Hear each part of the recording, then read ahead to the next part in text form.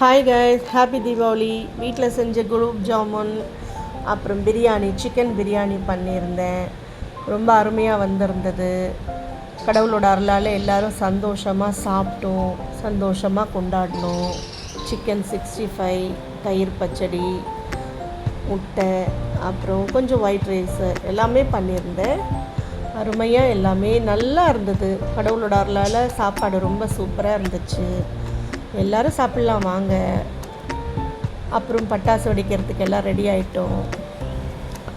first நாங்கள் அந்த சரவடி